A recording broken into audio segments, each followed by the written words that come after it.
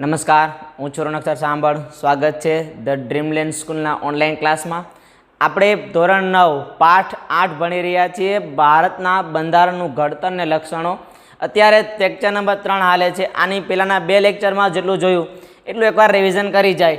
સૌથી પહેલાં જે આપણે પોઈન્ટ જોયો હતો કે બંધારણ શું છે, તો કે બંધારણ એટલે કે દેશને ચલાવવા માટેનું એક પ્રકારનું કાયદાકીય દસ્તાવેજ કે જેની મદદથી દેશને તમે કઈ રીતે ચલાવવાનો છે એની મુજબના જે નિયંત્રણો છે એ આ બંધારણમાં ઉલ્લેખિત છે. ત્યારબાદ આપણે એના મહત્ત્વની વાત કરી હતી અને ઘડતરની વાત કરી હતી કે કઈ રીતે બંધારણની પ્રક્રિયાની શરૂઆત થઈ. 9 ડિસેમ્બર આવી અલગ અલગ પ્રકારની તારીખો જોઈતી કે જેમાં આપણે બંધારણ કઈ રીતે બન્યું હતું, એમાં કેટલા વ્યક્તિઓનો સમાવેશ હતો. જેમાં આપણે એક વસ્તુ ડૉક્ટર રાજેન્દ્ર પ્રસાદ જે બંધારણ સમિતિના અધ્યક્ષ હતા અને બંધારણ બનાવવામાં મુખ્ય ફાળો ડૉક્ટર બાબા સાહેબ આંબેડકરનો છે. મતલબ કે બંધારણ બનાવવાનો શ્રેય એના ભાગે જાય છે. ત્યારબાદ આપણે વાત કરી હતી કે બંધારણ જે છે 26 નવેમ્બર 1949ના રોજ કમ્પ્લીટ હતું, પરંતુ આપણે 26મી જાન્યુઆરી 1950ના રોજ આનો અમલ કર્યો. મતલબ કે આની પાછળનું તથ્ય એ પણ હતું કે આજથી થોડાક ટાઈમ પહેલાં 26 જાન્યુઆરી 1930ના રોજ લાહોર અધિવેશન જવાહરલાલ નહેરુ નામક જે આપણા પૂર્વ વડાપ્રધાન હતા એ ત્યારના વખતે એણે ભારત દેશ આઝાદ છે એવી ઘોષણા કરી હતી અને એના માટે જ આપણે આ 26મી જાન્યુઆરીએ આ બંધારણ અમલમાં મૂક્યું હતું. ત્યારબાદ વાત કરી હતી આમુખની કે આમુખ શું છે, તો કે આમુખ એટલે બંધારણને સમજવું તો એની માટે એક ખાસ પ્રકારની કી છે. તમે કોઈ લોક ખોલવો છે તો એની માટે ચાવીની જરૂર પડે. સેમ ટુ સેમ બંધારણ સમજવું છે તો એની માટે તમારે સૌથી પહેલાં આમુખનો અભ્યાસ કરવો પડે. આમુખમાં તમને બંધારણની બેઝિક વસ્તુઓનો ઉલ્લેખ છે, જેમાં આપણે બંધારણનું આમુખનું આખું ફોર્મેટ જોયું હતું કે તમે જ્યારે ભારતનું બંધારણ ખોલો તો સૌપ્રથમ આ રીતે આવશે અને જે આપણે વાંચીને વાત પણ કરી ગયા હતા. ત્યારબાદ જે આપણે લેક્ચરમાં જોયું છે એ છે આમુખનું મહત્ત્વ કે આમુખ શા માટે જરૂરી છે, તો કે બંધારણને સમજવા માટે જે અમુક પારિભાષિક શબ્દો છે એ આ આમુખમાં સમાવેશ છે. ત્યારબાદ એના આધાર સ્તંભોની વાત કરી હતી, જેમાં પહેલો પોઈન્ટ હતો લોકશાહી, જેને ડેમોક્રેસી કહેવાય છે કે ભારતના લોકો પોતાને યોગ્ય લાગે તે વ્યક્તિને મત આપી ચૂંટી શકે છે અને જે તે વિસ્તારનું હેન્ડલિંગ અથવા કે દેશ સંભાળવા માટે આપી શકે છે. ત્યારબાદ જે છે આપણે નેક્સ્ટ પોઈન્ટની વાત કરી હતી સમાજવાદી. આપણે જે છે એ દેશને આગળ લઈ જવા માટે જે મહત્ત્વના સ્તંભ છે એમાંનો એક. અને નંબર 3 ઉપર છે બિન સાંપ્રદાયિકતા. ભારત દેશમાં અલગ અલગ પ્રકારના કેટલાય ધર્મ વસે છે, છતાંય ભારત દેશને કોઈ એક ધર્મના નામથી ઓળખવામાં નથી આવતો. શા માટે, તો કે બિન સાંપ્રદાયિક છે એટલા માટે, મતલબ કે દેશને કોઈ ધર્મ નથી. બંધારણના મૂળભૂત લક્ષણોની વાત કરીએ તેમાં પહેલો પોઈન્ટ જોયો તો લેખિત દસ્તાવેજ. મતલબ કે આ લેખિત દસ્તાવેજ છે અને સૌથી લાંબામાં લાંબુ બંધારણ પણ છે. લેખિત અને અલેખિતમાં બહુ ફેર નથી હોતો. લેખિતમાં લખેલું હોય છે, અલેખિત એટલે લખેલું હોતું નથી એવું નથી, પણ એમાં અમુક કાયદાકીય જોગવાઈઓ ધીમે ધીમે ચેન્જીસ કરવામાં આવે છે અને થોડી ઘણી અંશે અલગ અલગ પુસ્તકો. ફોર એક્ઝામ્પલ, ભારતનું બંધારણ એક જ પુસ્તકમાં છે. તમે ભારતનું બંધારણ પુસ્તક વાંચો એટલે તેમાં તમને બધી વસ્તુ મળી જાય. ભારતના નાગરિકોની ફરજ શું, એના અધિકાર શું, રાષ્ટ્રપતિનું કાર્ય શું, વડાપ્રધાનનું કાર્ય શું. તો અલેખિતમાં શું હોય છે, આ બધાયના પુસ્તકો અલગ અલગ હોય છે. તો આ લેખિત અને અલેખિત વચ્ચેનો ડિફરન્સ છે. ખાસ એક આ વસ્તુ નોંધજો. ત્યારબાદ વાત કરી હતી કદની કે સૌથી લાંબામાં લાંબુ બંધારણ ભારત દેશનું છે, કારણ કે અલગ અલગ પ્રકારના 60 કરતાં પણ વધારે દેશોનો અભ્યાસ કર્યો હતો ને એમાંથી અલગ અલગ પોઈન્ટ્સ આપણે લીધા હતા. એટલે કે લેખિત એક જ નાગરિકત્વ, અત્યાર લગી ભારતને એક જ નાગરિકત્વ છે, જમ્મુ કાશ્મીરને અત્યાર લગી હતું દ્વિનાગરિકત્વ, પણ એનું હમણાં ચેન્જ કરી નાખ્યું છે. મતલબ કે સમગ્ર ભારતમાં એક જ નાગરિકત્વ છે. તમે હું ભારતીય કહેવાય છે. ત્યારબાદ ગુજરાતી, ભારતીયની નાગરિકતા મળે છે, ગુજરાતની નાગરિકતા નથી મળતી, મહારાષ્ટ્રની નાગરિકતા નથી મળતી. ત્યારબાદ જે પોઈન્ટની વાત કરી હતી મજબૂત કેન્દ્રવાળું સમવાય તંત્ર. મતલબ કે આખું દેશનું હેન્ડલિંગ છે એ કેન્દ્ર થ્રુ થાય અને કેન્દ્ર જે ગાઈડલાઈન બહાર પાડે એ દરેક રાજ્યએ પાડવી ફરજિયાત છે. ત્યારબાદ જે પોઈન્ટની વાત કરી હતી એમાં કેન્દ્ર યાદી, રાજ્ય યાદી અને સંયુક્ત યાદી. કેન્દ્ર યાદીમાં કેન્દ્રના વિષયો છે કે કેન્દ્રએ કયા કાર્યો કરવાના, કેન્દ્રના હાથમાં કઈ સત્તાઓ છે. રાજ્ય યાદીમાં વાત કરી હતી કે રાજ્ય પાસે કઈ સત્તાઓ છે, રાજ્યએ કયા કાર્ય કરવાના. અને સંયુક્ત યાદી બંને ભેગા મળીને જે કાર્ય કરવાના થાય છે એ, મતલબ કે આ સંયુક્ત યાદીમાં બંને પોતપોતાના વિસ્તારમાં સર્વોચ્ચ છે એવું માનવું. કેન્દ્રમાં કેન્દ્ર, રાજ્યમાં રાજ્ય. શેષ સત્તામાં વાત કરી હતી કે કેન્દ્ર અને રાજ્યમાં જો કોઈ બાબતે મતભેદ થાય તો હંમેશા કેન્દ્ર સર્વોપરી રહેશે. હવે જે આપણે પોઈન્ટ ચાલુ કરવાના છે કટોકટી વેળાએ એકતંત્રી વ્યવસ્થા. જે હાલના લેક્ચરે અહીં સુધી આપણે આટલું જોયું હતું. આ લેક્ચરમાં આપણે અહીંથી કન્ટિન્યુ કરવાનું છે કે કટોકટી વેળાએ કઈ મુજબની વ્યવસ્થા હોય છે એ, અને કેટલીક બાબતોના અભ્યાસ પણ કરશું. કટોકટી હકીકતમાં કઈ રીતે પાડવામાં આવે, કટોકટી ક્યાં અનુચ્છેદ અંતર્ગત પાડવામાં આવે, જેની મેં વાત કરી હતી કે શરૂઆતમાં બંધારણ જ્યારે ચાલુ કર્યું ત્યારે ઉલ્લેખ કર્યો હતો કે બંધારણમાં અલગ અલગ પ્રકારની 666 કરતાં 465 કરતાં પણ વધારે અનુચ્છેદ છે. મતલબ શું છે કે આવી કેટલીક અનુચ્છેદ આમાં તમને અત્યારે કટોકટી વેળાએ ઉલ્લેખ કરશું કે આ અનુચ્છેદ અંતર્ગત આ કટોકટી લાગુ પડે. તો ચાલુ કરી કટોકટી. ભારતના બંધારણના 3 પ્રકારની કટોકટીની જોગવાઈ કરવામાં આવી છે. યુદ્ધ, બાહ્ય આક્રમણ કે સશસ્ત્ર બળો જેવા સંજોગોમાં રાષ્ટ્રીય સલામતી જોખમાય એવી પરિસ્થિતિમાં દેશ સલામતી વિષયક કટોકટી જાહેર કરી શકે છે. શું છે? યુદ્ધ કે બાહ્ય આક્રમણ. ફોર એક્ઝામ્પલ, ભારત દેશ ઉપર પાકિસ્તાને આક્રમણ કર્યું કે ચીને આક્રમણ કર્યું, આવા કોઈ પરિબળો સર્જાય તો એની માટે જે છે એ બંધારણીય કટોકટી લાગુ પાડી શકે છે. મતલબ કે એક પ્રકાર બંધારણીય નહીં, રાષ્ટ્રીય કટોકટી જેને કહેવાય. હવે રાષ્ટ્રીય કટોકટી છે ને એ અનુચ્છેદ 352 અથવા 252 અંતર્ગત લાગુ પડે. શું છે હકીકતમાં? ફોર એક્ઝામ્પલ, રાષ્ટ્રીય કટોકટી લાગુ પડે એટલે સમગ્ર દેશ ઉપર કેન્દ્ર હેન્ડલિંગ કરે અને આના સિવાય વટહુકમ પણ કેન્દ્ર જ બહાર પાડે. ત્યારબાદ જે બીજી કટોકટીની વાત કરવાની છે એ શું છે? રાજ્યમાં કાયદો અને વ્યવસ્થાની પરિસ્થિતિ પડી ભાંગી હોય અથવા બંધારણીય જોગવાઈઓ અનુસાર રાજ્યની સરકાર ચાલી શકે એમ ન હોય ત્યારે કેન્દ્ર સરકાર બંધારણીય કટોકટી જાહેર કરી શકે છે અને રાષ્ટ્રપતિ શાસન રાજ્યમાં લાગુ પડે છે. શું છે બંધારણીય કટોકટી? જેને રાષ્ટ્રપતિ શાસન પણ કહેવાય. હોય શું આમાં કે કોઈ એક રાજ્ય છે જેનું હેન્ડલિંગ પરફેક્ટ નથી હાલતું અથવા કે એની વ્યવસ્થા પરફેક્ટ નથી, કે જોઈએ એ મુજબ બંધારણના જે જોગવાઈઓ છે એનું પાલન નથી થતું, તો આમાં રાષ્ટ્રપતિને જો લાગે, યોગ્ય લાગે તો એ રાજ્યપાલને સલાહ સૂચન કરી અને જે તે રાજ્ય ઉપર રાષ્ટ્રપતિ શાસન લાગુ પાડી શકે, જેને બંધારણીય કટોકટી કહેવાય. આવું શાસન આજથી થોડાક ટાઈમ પહેલાં જમ્મુ કાશ્મીરમાં લાગ્યું હતું. શા માટે? કારણ કે જમ્મુ કાશ્મીર જે તે વખતે ભારત દેશનો ભાગ હતો અને ત્યારે એમાં દ્વિનાગરિકત્વ હતું. એમાં જમ્મુ કાશ્મીરને રાજ્યમાંથી કેન્દ્ર શાસિત બનાવવા માટે રાષ્ટ્રપતિ શાસન લાગવામાં આવ્યું અને એના કારણે ત્યાંના નાગરિકોના દરેક હક છીનવાઈ ગયા. યાદ રાખજો, જ્યારે કટોકટી લાગે ત્યારે નાગરિકોના હક અને અધિકાર મોટા ભાગના છીનવાઈ જાય છે. અમુક હક અને અધિકારને બાદ કરતા એમાં એક અધિકાર એવો છે જે તમને લોકોને આ બધી કટોકટીમાં ફરજિયાત મળે, એ છે તમારા શરીર બાબતે સ્વતંત્રતા. મતલબ કે તમને કોઈ મારી ના શકે. તો આવી તમને એક અધિકાર મળે, પણ બાકીના બધા અધિકાર જે છે છીનવાઈ જાય. જેમાં અધિકારોમાં તમે લોકો જાહેરમાં બોલી ના શકો, સભા ના ભરી શકો, આવા દરેક પ્રકારના અધિકાર તમારા છીનવાઈ જાય. તો આ હતી રાષ્ટ્રપતિ શાસનની. હવે જે આપણે ઉપર કટોકટી ભણી ગયા રાષ્ટ્રીય કટોકટી, એ રાષ્ટ્રીય કટોકટી ભારતમાં તેમાં 3 વખત લાગુ પડી છે. મતલબ કે પહેલી આ 3 કટોકટી યુદ્ધ વખતે લાગુ પડી છે. જે સૌથી છેલ્લી કટોકટી હતી એ હતી 1975માં, જ્યારે ભારત અને ચીન વચ્ચે યુદ્ધ હાલતું હતું. મતલબ કે પહેલી કટોકટી જે છે એ રાષ્ટ્રીય કટોકટી, જે બંને કોઈ દેશ વચ્ચે આક્રમણ થાય ત્યારે. બીજી કટોકટીમાં શું છે? રાષ્ટ્રપતિ શાસન લાગુ પડે, જેને બંધારણીય કટોકટી કહેવાય. કે દેશના કોઈ એક ભાગમાં એમ થાય કે વ્યવસ્થા યોગ્ય નથી હાલતી તો રાષ્ટ્રપતિ એ રાજ્યનું સંચાલન પોતાના હાથમાં લઈ શકે. નેક્સ્ટ, સતત ભાવ વધારાના કારણે નાણાં મૂલ્યમાં ઝડપથી ધોવાણ થતું હોય ત્યારે નાણાકીય કટોકટી જાહેર કરી શકાય. આમ કટોકટીની આ 3 જોગવાઈઓ હેઠળ આપણું સમવાય તંત્ર એકંદરે એકતંત્રી વ્યવસ્થામાં ફેરવાઈ જાય છે. તેટલા સમયગાળા પૂરતું સમવાય તંત્ર સ્થગિત થઈ જાય છે. શું છે નેક્સ્ટ કટોકટી? નાણાકીય કટોકટી. સતત ભાવ વધારો ભારત દેશમાં થાય, તમે કલ્પના ના કરી શકો એવા મોટા પાયે, તો આવી જગ્યાએ જે તે દેશમાં નાણાકીય કટોકટી લાગુ પાડે અને દેશમાં જે ફુગાવો છે એનો દર કાબૂમાં કરી લે. મતલબ કે જે ભાવ વધારો થાય છે એને કાબૂમાં કરી લે. તો આપણે 3 કટોકટી ભણ્યા। પહેલી કટોકટી રાષ્ટ્રીય કે જેમાં કોઈ દેશ વચારે આક્રમણ થાય અને કટોકટી લાગુ પડે।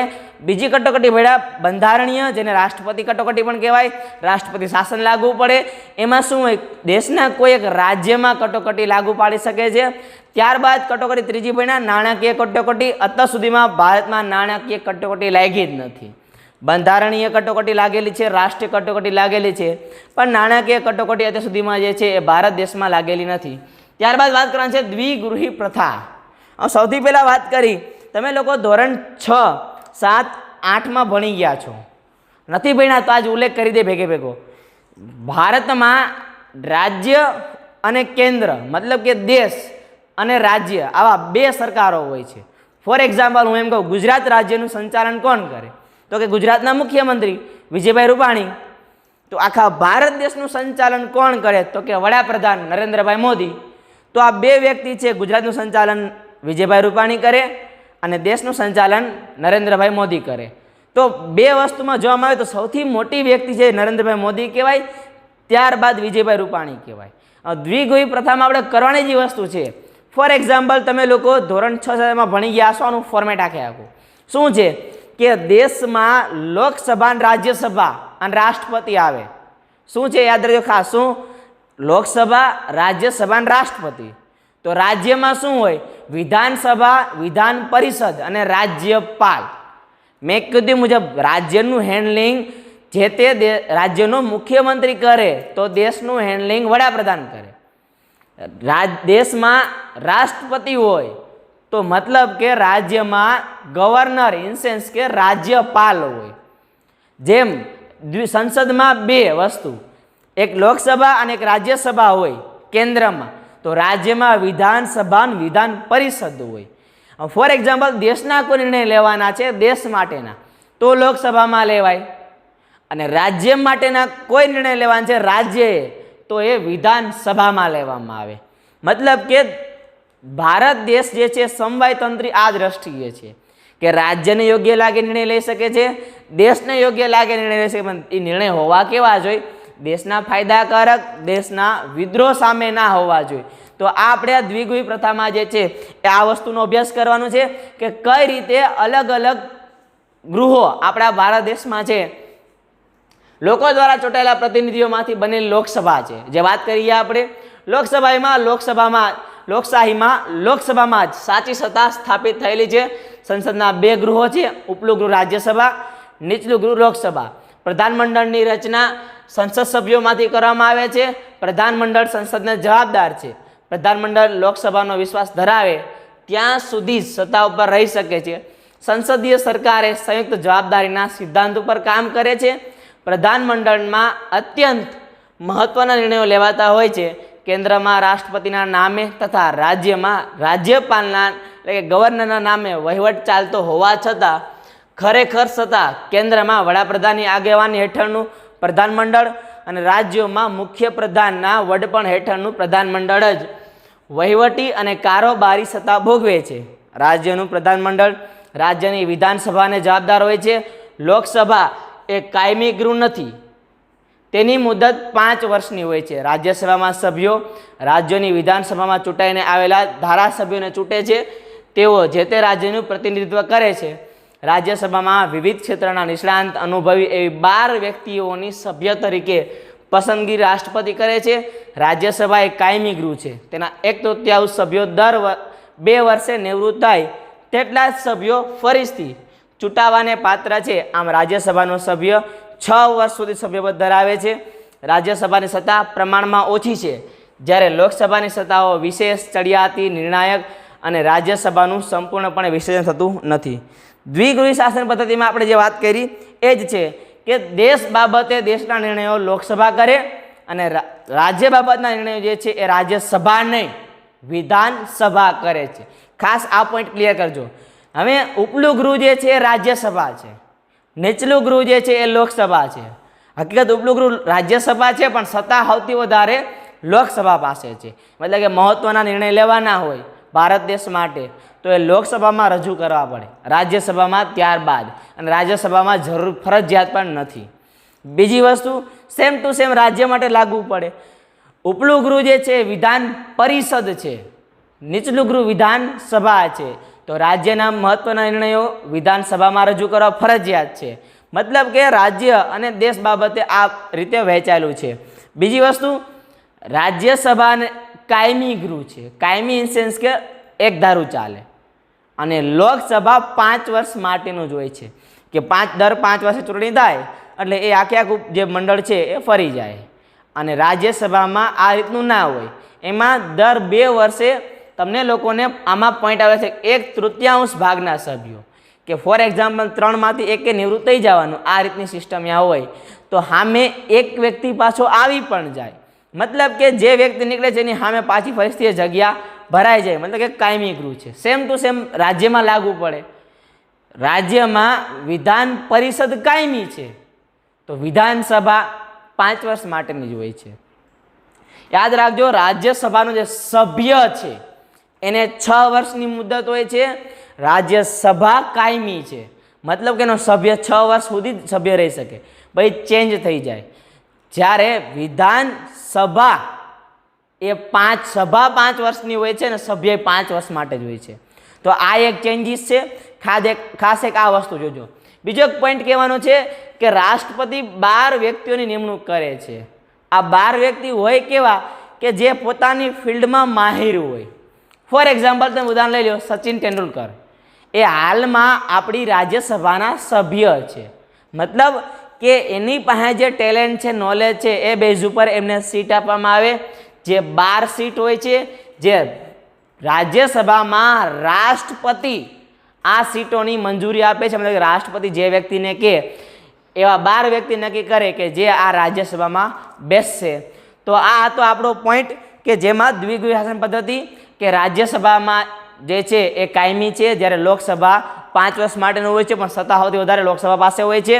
લોકસભા 5 વર્ષનું હોય તો રાજ્યસભામાં 1/3 ભાગના સભ્ય દર 2 વર્ષે નિવૃત્ત થાય, મતલબ કે એ સભ્ય 6 વર્ષ સુધી રાજ્યસભામાં રહે છે. Same to same condition Lok Sabha રાજ્ય માટે છે કે રાજ્યમાં વિધાનસભા અને વિધાન પરિષદ હોય છે. તો વિધાનસભા જે છે એ 5 વર્ષની હોય અને વિધાન પરિષદ કાયમી હોય છે. સેમ ટુ સેમ એમાં પણ સત્તા સૌથી વધારે કોની પાસે હોય છે? વિધાનસભા પાસે. ત્યારબાદનો જે પોઈન્ટ જોવાનો છે, સ્વતંત્ર, નિષ્પક્ષ અને એકીકૃત ન્યાયતંત્ર. બંધારણીય જોગવાઈઓ અનુસાર ભારતમાં સળંગ, સ્વતંત્ર અને નિષ્પક્ષ અને એકતંત્ર ન્યાયતંત્રની સ્થાપના કરવામાં આવી છે, જેની ટોચે સર્વોચ્ચ અદાલત, પછી મધ્યમાં એટલે કે રાજ્ય કક્ષાએ વડી અદાલતો અને નીચે જિલ્લા કક્ષાની અને તાબાની અદાલતો ઉપરાંત વિશેષ અદાલતો હોય છે. સર્વોચ્ચ અદાલતના ચુકાદા ભારતમાં આવેલા તમામ અદાલતો માટે બંધનકર્તા છે. સંઘ સરકાર અને રાજ્ય સરકાર વચ્ચે બંધારણીય બાબતો કે કાયદાના અર્થઘટનો અંગે વિવાદ થાય તો તેના ઉકેલની અંતિમ સત્તા સર્વોચ્ચ અદાલતની છે. ન્યાયતંત્ર કારોબારી સ્વતંત્ર છે. બંધારણના રક્ષક અને વાલી તરીકે ન્યાયતંત્ર નાગરિકોના અધિકારનું રક્ષણ કરે છે. પોઈન્ટ જોવાનો છે, સ્વતંત્ર, નિષ્પક્ષ અને એકીકૃત ન્યાયતંત્ર. ન્યાયતંત્ર એટલે અદાલતી વ્યવસ્થા. તમે એને હું જ્યાં કણે ન્યાય માંગવા જઈએ એ કોર્ટ, એ અદાલત, એની આપણે વાત કરવાની છે કે કઈ રીતે આ અદાલત અલગ રીતે છે. સૌથી પહેલાં આપણે સ્ટેપ જોઈએ. તમે જે ધોરણ 6, 7, 8માં ભણી ગયા છો એ જ વસ્તુ અહીંયા જોવાની છે. સૌથી વધારે પાવરફુલ સત્તા જેની પાસે છે એ સુપ્રીમ કોર્ટ છે, જેને સર્વોચ્ચ અદાલત કહેવાય. ત્યારબાદ તરત એના નીચેની જે તે રાજ્યની વડી અદાલતોનો ઉપયોગ થાય, જેને હાઈકોર્ટ કહેવાય. ફોર એક્ઝામ્પલ, આપણી સુપ્રીમ કોર્ટ દિલ્હીમાં છે, તો ગુજરાત રાજ્યની હાઈકોર્ટ અમદાવાદમાં છે. એની નીચેનું તરતનું સ્ટેજ કયું આવે છે? જે તે જિલ્લાની અદાલતો, મતલબ કે જે તે જિલ્લા વાઇઝ જે અદાલતો ફાળવેલી હોય એ અદાલતો, અને ત્યારબાદ એની તાબા હેઠળની અદાલતો, મતલબ કે એની નીચે જે તે તાલુકા લેવલે જે અદાલતો આવેલી હોય એ. મતલબ કે સૌથી વધારે પાવરફુલ જે છે એ સર્વોચ્ચ અદાલત છે, જેને સુપ્રીમ કોર્ટ કહેવાય છે. એ જે ચુકાદો આપે એમાં કોઈ પણ પ્રકારનો ચેન્જીસ ના કરી શકે, અને દરેક અદાલત જે આપણે નીચે વાત કરી ગયા, હાઈકોર્ટ, ડિસ્ટ્રિક્ટ એટલે કે જિલ્લા કોર્ટ, અને નીચેની તાલુકા અદાલત અથવા કે તાબા હેઠળની અદાલતો જે છે એ બધાએ આ વસ્તુ માનવી ફરજિયાત છે. નેક્સ્ટ પોઈન્ટ આમાંનામાં વાત કરી કે આ જે સર્વોચ્ચ અદાલત છે એના મુખ્ય ન્યાયાધીશ એની પર કોઈ વ્યક્તિનું દબાણ ના હોય. ફોર એક્ઝામ્પલ, રાજ્યની પોલીસ ફોર્સ લ્યો તો એમાં જે તે મંત્રીઓ અને આ બધી વ્યક્તિઓ દબાણ કરી શકે એમને છોડવા માટે, કોઈ XYZ વ્યક્તિ છે એની માટે. પણ સુપ્રીમ કોર્ટના ચીફ જસ્ટિસને કોઈ પણ પ્રકારનો દબાવ આપવામાં ના આવે. એની પાસે સર્વોચ્ચ સત્તા છે, રાષ્ટ્રપતિની સમકક્ષ તમે ગણી શકો. શા માટે? કારણ કે એ વ્યક્તિ એ પદ દેશના રક્ષક તરીકેનું છે કે દેશનો કોઈ નાગરિકને અન્યાય થાય તો તમે સુપ્રીમ કોર્ટમાં જાય અને અરજી કરી અને તમે સંપૂર્ણ રીતે પોતાની માટે ન્યાય માંગી શકો છો.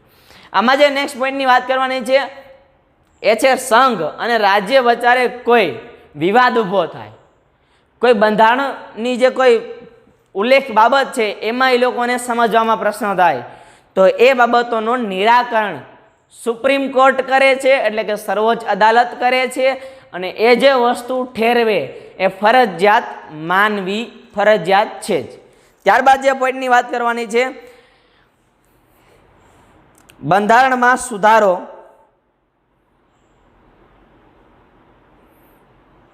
કે બંધારણમાં સુધારો જે છે તમે કઈ રીતે કરી શકો છો.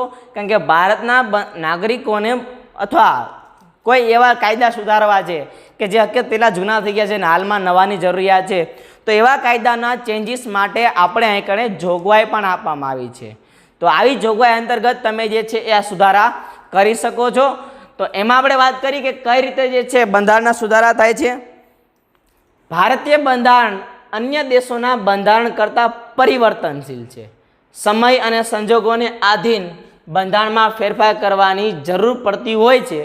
બંધારણમાં ફેરફારની કલમોને 3 ભાગમાં વહેંચવામાં આવી છે. શું છે કે જેમ સમય પરિવર્તન થાય એ મુજબ તમારે બંધારણમાં પણ ચેન્જીસ કરવો પડે. કારણ કે પહેલાં કેટલાક વખતમાં જૂના કાયદા આપણે વાત પણ કરશું કે ક્યાં સુધારા થયા છે, ક્યાં સમયમાં થયા છે અને શું એમાં ચેન્જીસ કર્યા છે અને કઈ બાબતોનો સુધારો કર્યો છે એ આપણે વાત કરશું. પણ એ 3 સ્ટેપમાં થાય. સૌથી પહેલાં સામાન્ય બહુમતી. ફોર એક્ઝામ્પલ, 3માંથી 2 વ્યક્તિ હા પાડે તો આ સામાન્ય બહુમત થઈ. 100 વ્યક્તિ એક જગ્યાએ ભેગા થયા છે, એ 100માંથી 51 જણા હા પાડે, મતલબ કે 51% લોકો હા પાડે તો એને સામાન્ય બહુમતી કહેવાય. તો એ જ વસ્તુ પહેલા પોઈન્ટમાં છે કે અમુક જોગવાઈઓમાં સંસદના હાજર અને મત આપતા સભ્યોની સાદી બહુમતી, જેને સામાન્ય બહુમતી કહેવાય કે 100માંથી 51% લોકો હા પાડે તો. તો આવા સુધારાઓ મુખ્યત્વે જે છે એ જે તે વિસ્તારના નામ ચેન્જીસ માટેના હોય છે. મોટા ભાગે વાત કરી. ફોર એક્ઝામ્પલ, લેટેસ્ટ ઉદાહરણ લઈ, જે હાલમાં આપણે અલ્હાબાદનું પ્રયાગરાજ આ નામ ચેન્જ કર્યું છે, આ નામમાં જે સુધારો થયો એ આ અંતર્ગત કરી શકાય. પોઈન્ટ નંબર 2, અમુક જોગવાઈઓમાં સંસદના બંને ગૃહોની કુલ સભ્યોની બહુમતી અને હાજર તેમજ મત આપતા સભ્યોની 2/3 સ્પષ્ટ બહુમતીથી ફેરફાર થઈ શકે છે. શું છે? બંને ગૃહો. બંને ગૃહો એટલે રાજ્યસભા અને લોકસભા. આ બંને ગૃહોમાં જે સભ્યો હાજર રહે છે અને મત આપે છે એના 2/3 ભાગના સભ્યોની બહુમતી ફરજિયાત છે. તો આ પ્રકારમાં તમે લોકો મૂળભૂત અધિકારોના આ બાબતમાં તમે ચેન્જીસ કરી શકો છો. તો એમાં પણ આપણે સુધારા જોશું કે કઈ કઈ બાબતે સુધારા થયા છે. ત્યારબાદ જે વાત કરવાની છે એ છે બંધારણના અમુક ભાગમાં સુધારો કરવા માટે સંસદના બંને ગૃહોની કુલ સભ્ય સંખ્યાની બહુમતી તેમજ હાજર મત આપવાના સભ્યની 2/3 બહુમતી ઉપરાંત અડધા કરતાં વધુ ઘટક રાજ્યોની વિધાનસભાની ગૃહોની મંજૂરી જરૂરી છે. શું છે? અમુક ચેન્જીસ. ફોર એક્ઝામ્પલ, રાષ્ટ્રપતિ ચૂંટવાના છે, વડાપ્રધાન ચૂંટવાના છે, સુપ્રીમ કોર્ટના જે જસ્ટિસ છે એની નિમણૂક કરવામાં આવે, તો આવા કોઈ મહત્વના પદ છે જે દેશ માટે જરૂરી છે એવા કોઈ બાબતોમાં ચેન્જીસ કરવા છે તો એ આ અંતર્ગત થઈ શકે. બંને ગૃહોના સભ્યના 51% પ્લસ 2/3 ભાગના લોકો અને જેટલા રાજ્યમાં વિધાનસભા ગૃહો છે, એટલે કે વિધાનસભા હોય, વિધાન પરિષદ હોય, તો આવી જે જેટલા રાજ્યોમાં છે એ બધા રાજ્યોના અડધા કરતાં વધારે, મતલબ કે આપણે 28 રાજ્યો છે હાલ 2020ની દ્રષ્ટિએ, તો 28 રાજ્યોમાંથી તમે 2 ભાગ પાડો એ 2 ભાગ કરતાં વધારે અહીંયા મંજૂરી મળવી જોઈએ, મતલબ કે 15 રાજ્યો તો તમને હા પાડવા જ જોઈએ, તો તમે આ મુજબના ફેરફાર કરી શકો. ત્યારબાદ જે આમાં વાત કરવાની છે, કેન્દ્ર અને રાજ્યોના આંતર સંબંધો કે ઉચ્ચ ન્યાયતંત્રના માળખામાં સુધારો કરવાનો હોય ત્યારે કુલ રાજ્યોના ઓછામાં ઓછા અડધા રાજ્યોની સંમતિથી કરી શકાય છે. ન્યાયિક ચુકાદાના આધારે પણ સંસદ દ્વારા બંધારણમાં સુધારો કરવામાં આવે છે. બંધારણના મૂળભૂત માળખામાં ફેરફાર કરી શકાય નહીં. બંધારણની ઘણી બાબતોમાં સંસદની સાદી બહુમતીથી સુધારો કરી શકાતો હોવાથી બંધારણ સુપરિવર્તનશીલ અને લચીલું ગણાય, પરંતુ કેટલીક બાબતોમાં બંધારણમાં સાદી બહુમતીથી સુધારો થઈ શકતો નથી. રાજ્યોના અનુમોદન વગર સુધારો શક્ય ન હોવાથી તેટલા અંશે તે દુષ્કર છે. આમ બંનેનું મિશ્રણ ભારતીય બંધારણનું આગવું લક્ષણ છે. શું કીધું છે? સૌથી પહેલો પોઈન્ટ, આંતર સંબંધો અને ઉચ્ચ ન્યાયતંત્રમાં તમારે કોઈ બાબતનો ચેન્જીસ કરવાનો હોય, કોઈ અધિકાર કાયદામાં, તો એમાં તમારે અડધાથી મોટા ભાગના રાજ્યો જે છે એની સહમતિ ફરજિયાત છે. બીજી વસ્તુ કે ન્યાયિક ચુકાદાના બેઝ ઉપર પણ તમે સુધારો કરી શકો. જો ઉપરના 3 પોઈન્ટ છે ને સંસદમાં તમે રજૂ કરવાનું હોય. ન્યાયિક ચુકાદો એટલે સુપ્રીમ કોર્ટમાં ગયા, ત્યાં જઈને તમે અરજી કરી કે હકીકતમાં આ બંધારણમાં બાબત યોગ્ય નથી, તો એવા કોઈ સુધારા છે એ તમે ન્યાયિક ચુકાદાના બેઝ ઉપર કરી શકો છો. અને એમાંય મોટા ભાગે જે છે સંસદની સાદી બહુમતીના આધારે તમે ચુકાદાઓ સંસદમાં કરો છો. અને કેટલાક ચુકાદા એવા હોય છે કે જે તમારે વધારે પડતી સાદી બહુમતી પ્લસ 2/3 ભાગના સભ્યો અને પ્લસ જે તે રાજ્યોના અડધાથી વધારે આવી રીતે પણ તમે ચેન્જીસ કરાવો છો. મતલબ કે કેટલીક બાબતોમાં બંધારણમાં સુધારા સરળ છે. કઈ રીતે? સાદી બહુમતી હોય તો વધારે પડતી કાંઈ માથાકૂટ ના હોય, અને જો વિશેષ પ્રકારની બહુમતીની જરૂર પડતી હોય તેમાં 2/3 ભાગના સભ્યો અને અડધાથી વધારે રાજ્ય અને આવી બધી જે બહુમતીની જરૂર પડે એના આધાર ઉપર આ બંધારણમાં કેટલીક બાબતોમાં ચેન્જીસ કરવા બહુ અઘરા ડિફિકલ્ટ છે. તો આપણે જે છે એ અત્યાર સુધીમાં જેટલા પોઈન્ટ જોયા એનું એકવાર રિવિઝન કરી જઈએ. સૌથી પહેલાં કટોકટી જોઈ, જેમાં બાહ્ય આક્રમણ કે યુદ્ધના કારણે જે કટોકટી આવે એને તમે રાષ્ટ્રીય કટોકટી કહો છો. ત્યારબાદ દેશના કોઈ એક રાજ્યમાં વ્યવસ્થા પડી ભાંગે તો એને આપણે જે છે બંધારણીય એટલે કે રાષ્ટ્રપતિ શાસન કહીએ છીએ.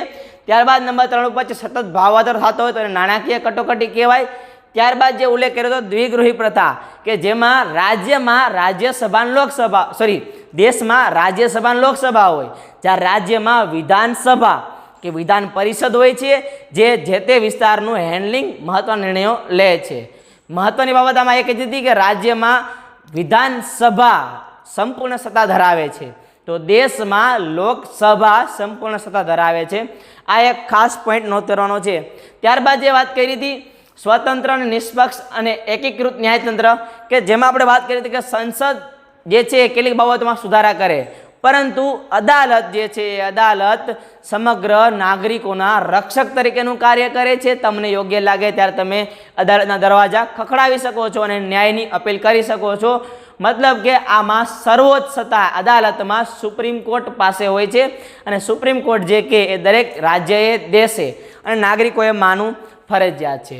બંધારણમાં સુધારાની વાત કરી હતી, જેમાં 3 રીતે સાદી બહુમતી એટલે કે 51%. બીજો વાત કરી હતી એ છે કુલ જે બંધારણના બંને ગૃહો છે, સંસદના બંને ગૃહો, એ બંને ગૃહોમાં જેટલા સભ્યો છે એ સભ્યો 51%થી વધારે પ્લસ 2/3 ભાગના સભ્યોની બહુમતી ફરજિયાત છે. ત્રીજી બહુમતી જે જોઈ હતી એ હતી કે સંસદના બંને ગૃહો એ તો છે જ, 2/3 ભાગના સભ્યો એ તો છે જ, પણ નવી વસ્તુ આમાં શું એટલે ત્રીજામાં કે જેટલા રાજ્ય છે બધા જ રાજ્યોના અડધાથી વધારે, મતલબ કે 28 રાજ્ય છે તો એના અડધા 14 થાય, એનાથી વધારે એટલે કે 15 રાજ્ય તમને આ ચેન્જીસ માટે હા પાડવા ફરજિયાત છે. તો આ પ્રકારની બહુમતી જે જોઈ હતી, અને આમાં વાત કરી હતી કેટલીક બાબતોમાં તમે ન્યાયના ચુકાદાના આધાર ઉપર પણ તમે ફેરફાર કરી શકો છો. રાખીએ અહીં સુધી. નેક્સ્ટ બાબત નેક્સ્ટ લેક્ચરમાં જોશું. જય હિન્દ, જય ભારત.